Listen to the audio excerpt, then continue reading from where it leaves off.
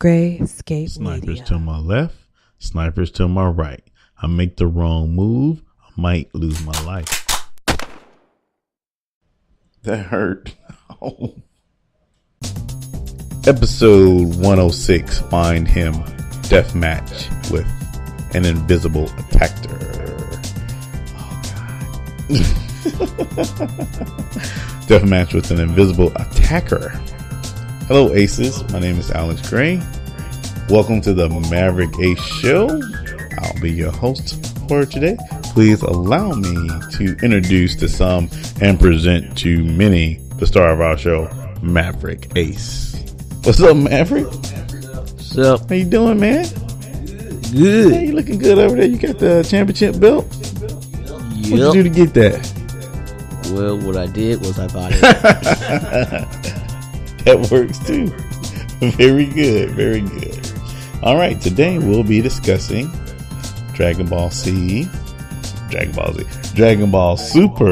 episode 106. And we're going to go over a couple things. We changed our structure a little bit on the reviews. So we're going to start talking about the animation, the storyline, best part, the worst part. We're going to give a couple of ratings to those things. And then we'll give a final rating just to let people know where we're going with this. And also, we're going to insert the spoiler warning up top. Maverick. What?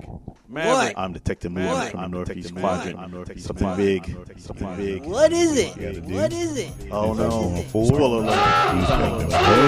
He's making spoilers talking about the episode. Now, let me ask you, sir, who were our players in this episode? Who were the good guys, the protagonists, and who were the bad guys, the antagonists? Let's start with the first question. Who are the good guys? Protagonists: Gohan, Goku, Vegeta, Piccolo, and Tien. Correct. And who were the bad guys? Who were our antagonists? Antagonists are Plum, like Plum. Yeah. Dr. Rota and Hermila. All right. So those are our good guys, our bad guys. Now, let me ask you about the animation. How would you rate the animation based on a scale of 1 to 10?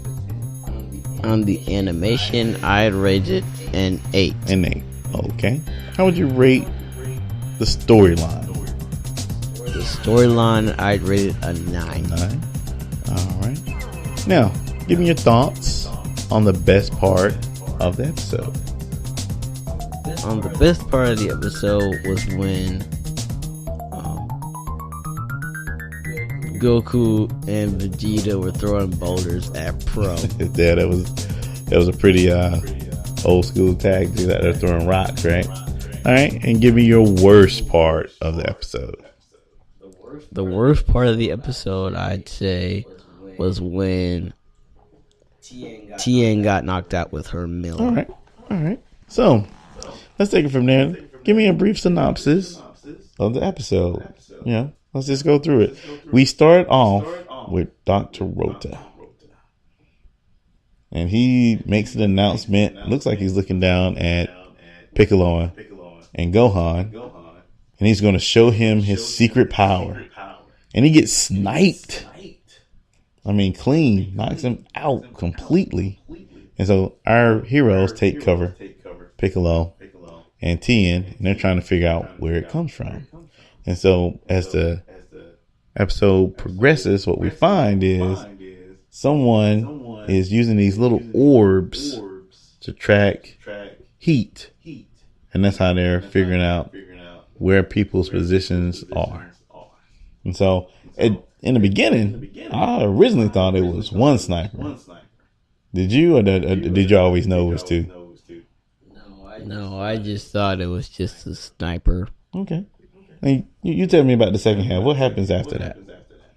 What happens after that is that there's two parts to this sniper. There's like this actual sniper, and then there's the bounce shooter. Okay. And essentially what we're finding out is that we got one guy who is named Hermilla? Yes. Is he the shooter? All right. Yes. And we have the second person whose name is Prom, and he's able to reflect Key Blast. And that's going to be important later on in the story. So what they're doing is it's almost like a 3-part setup. Prom is able to reflect Key Blast and actually send out these almost like drones to track and locate people. And then Hermilla is shooting him and using that Key Blast to reflect off those locator orbs and get weird angles to shoot people. So it's a really interesting setup. I thought it took it wasn't a conventional way that you would do sniping, right? It's just not one guy sniping across the map. It's really like he's ricocheting Key Blast across the map. And so how do Piccolo and Gohan get out of this?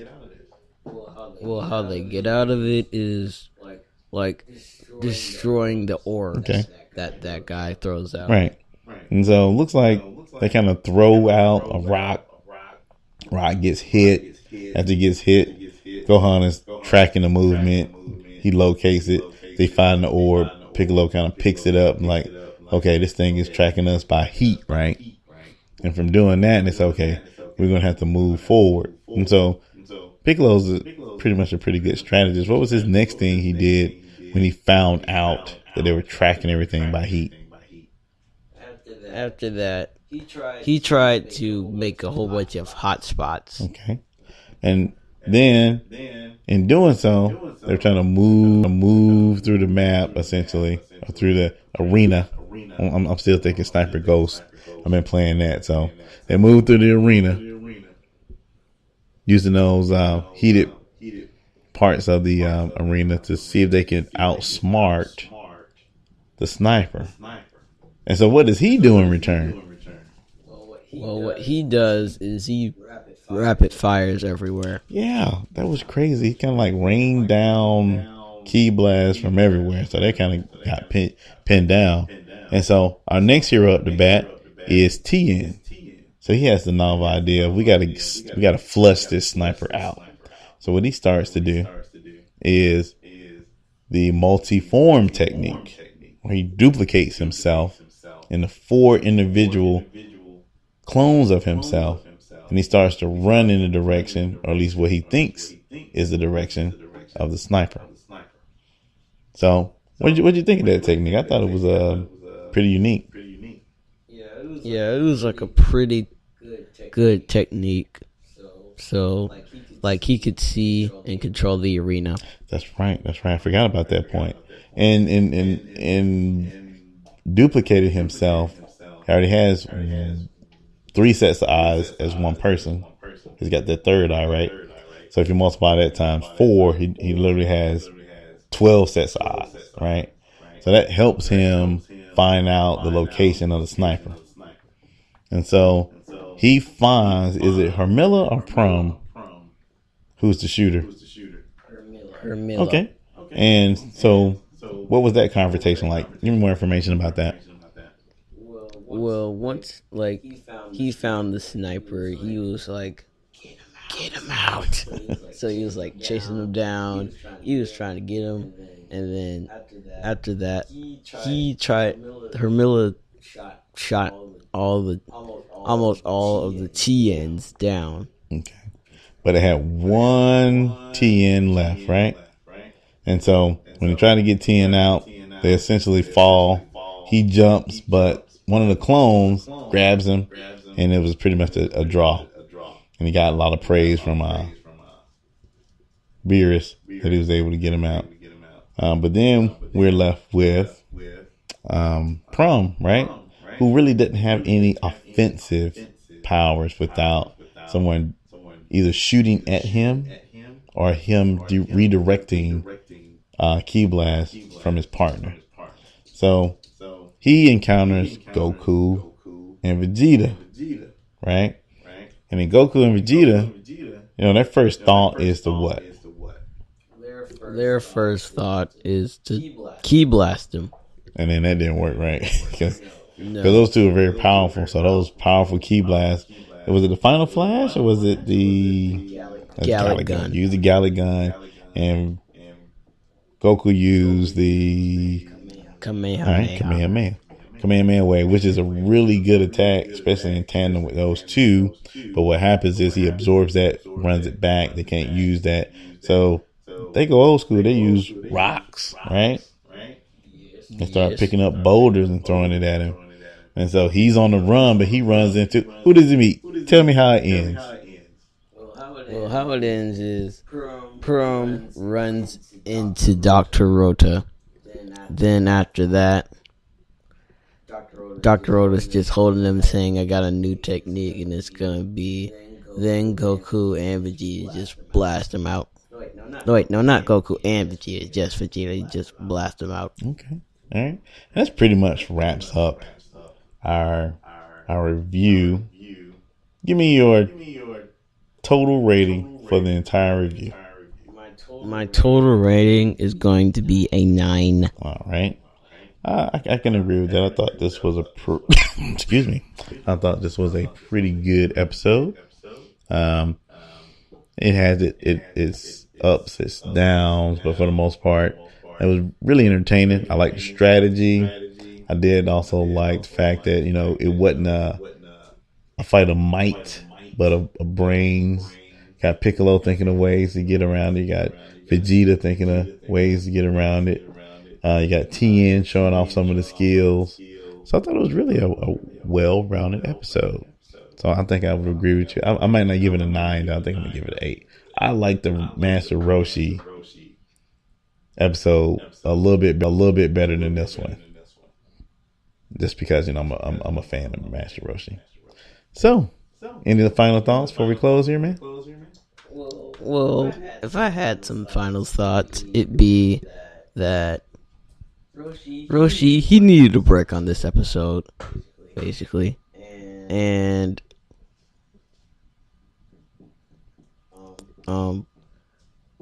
Piccolo and Gohan get to have a lot more development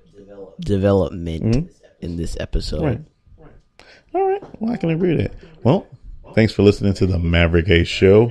Again, I'm your host, Alex, and we have Maverick Ace here. Fellow Aces, please like, comment, and subscribe to our channel. If you have any suggestions for anything in the future that you want us to review or look at, let us know. Thanks for listening. All right, Maverick? Okay. Peace out. Bye.